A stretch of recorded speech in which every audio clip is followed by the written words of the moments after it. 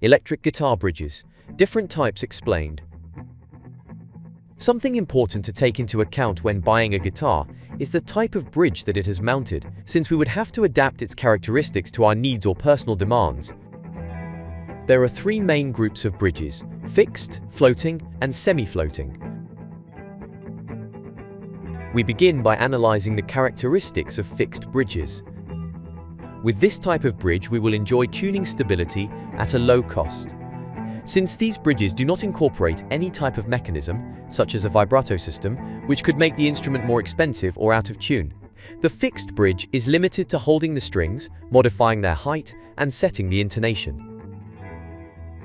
This does not mean that a guitar with a fixed bridge can be more expensive than one with a floating bridge. But it is true that the same guitar with a fixed bridge will be cheaper than if it were mounted with another type of bridge, especially if we compare it with a floating bridge. A type of fixed bridge is the one that we can find in the Telecaster models, but there are different types for this guitar model. The typical vintage Telecaster bridge consists of only 3 saddles, each saddle supporting the pressure of 2 strings. This is beneficial for the sustain of the instrument, as the saddles have greater contact against the bridge due to the greater pressure that 2 strings can exert against the saddle. But the intonation of the guitar is less precise than in bridges with individual saddles for each string. As a result, we may notice pitch drift, especially when playing lower down the fretboard, and mostly with powerful distortion effects. In bridges with individual saddles for each string, we wouldn't have that problem, since this one better maintains the intonation of all the notes in any part of the fretboard. Therefore, this type of bridge offers us another point of versatility, as it works optimally both in clean sounds and in extremely distorted sounds. To set intonation on a Telecaster with a vintage bridge, we can tune only the 1st, 6th, and 4th strings. Or we can also compensate the intonation of both strings of the same saddle, with which all the strings would have a very slight deviation. However, there are compensated Telecaster saddles for more precise intonation. Some compensate for intonation by slightly twisting each saddle, and others have recesses to achieve similar compensation, but without the need for the saddles to be twisted. You can look at the electric guitar intonation video, so that you can perform a perfect intonated of your guitar. You have links in the cards, the description, and at the end of this video. To achieve the same curvature of the strings, with respect to the radius of the fingerboard in vintage-style Telecaster bridges, we will have to uneven the saddles of the outermost strings a bit. At this point, the bridge with individual saddles would also be more accurate. The typical edge of the classic Telecaster bridge can be annoying for some guitarists. This edge was originally used to hold the famous ashtray that covered the bridge. On the other hand, the modern bridge does without this edge, improving comfort for the right hand. The normal thing in the Telecaster models is that the strings are introduced from behind the guitar, but we can find models that do it from the back of the bridge. Most likely this is a resource to lower costs. But his thing is that the strings are inserted behind the guitar, so that the saddles have more pressure, and to offer us more options in a supposed change in the Telecaster-style bridge model. Another type of fixed bridge is the Tune-O-Matic or Tom, typical of Gibson's Les Paul and SG models, made up of 2 pieces, the tailpiece and what would be the bridge itself, in which the saddles. In this type of bridge, the height of the strings would be setting in block, and the intonation would be adjusted individually.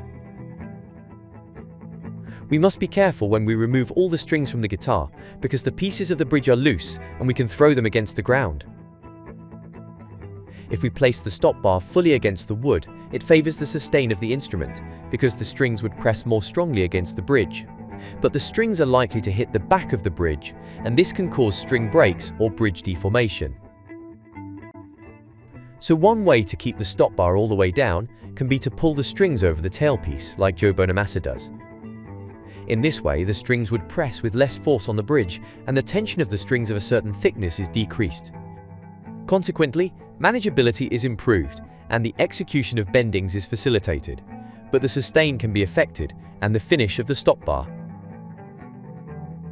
We move on to floating and semi-floating bridges. The floating and semi-floating bridges are mobile bridges that allow us to modify the tension of the guitar strings to create a vibrato effect when the lever is activated. The floating bridge or Floyd Rose would be an evolution of the semi-floating or traditional bridge in search of a more optimized performance of the system in which the string is locked at 2 points, the nut and the saddle. For this reason, this type of bridge is known as a double locking tremolo. In this way, friction points are eliminated, and it is the main reason for the extreme efficiency of this type of bridge to maintain the tuning of the instrument. If we do not intend to use our semi-floating bridge, we can fix it against the wood of the guitar body in 2 different ways, or using both.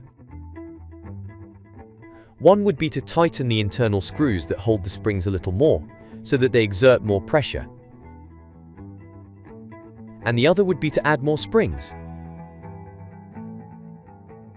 As mentioned, the floating bridge, also known as the Floyd Rose, is the one that provides the best benefits in terms of tuning stability when using the tremolo lever. But given the complexity in manufacturing and the extreme quality of the components of this type of bridge, its cost is also higher. So it doesn't make much sense to buy a guitar with a floating bridge if we are not going to amortize its use. It is also deductible that if a guitar has a floating bridge and it is very cheap, the bridge must not be very good. Since a quality bridge of this type would cost us between $200 and $300 if we had to buy it loose, and some even more. The floating bridge is somewhat uncomfortable due to the adjustments that we must make when changing the strings, not to mention when using different tunings, or when changing the gauge of strings. In any case, it is not advisable to continually change tuning or string gauges on floating tremolos, as this can cause problems over time. So for greater durability and stability of a floating bridge, it is best to leave it as calm as possible in terms of changes of this type. Thinking about these difficulties, the EVHD tuner device was created. An accessory that we can install on Floyd Rose type tremolos, which allows us to lower the tuning of the 6th string one tone with total ease, but it has some drawbacks. Like the impossibility of being able to use the bridge towards treble, and the adjustment is somewhat cumbersome. In the EVH Wolfgang Special, this device is already installed as standard. On guitars with a tunomatic fixed bridge, such as the SG type and ES335, it is very common to find models with Bigsby Vibrato installed as standard. This vibrato would be installed on top of the wood instead of the typical stop bar of the tunomatic bridge.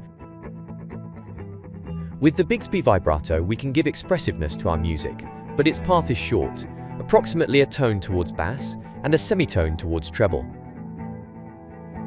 If we need to install a floating bridge for greater travel and performance on SG or Les Paul style guitars, one option would be to mount the Floyd Rose FRX. Its price is expensive, and obviously, we would also have to install the locking nut,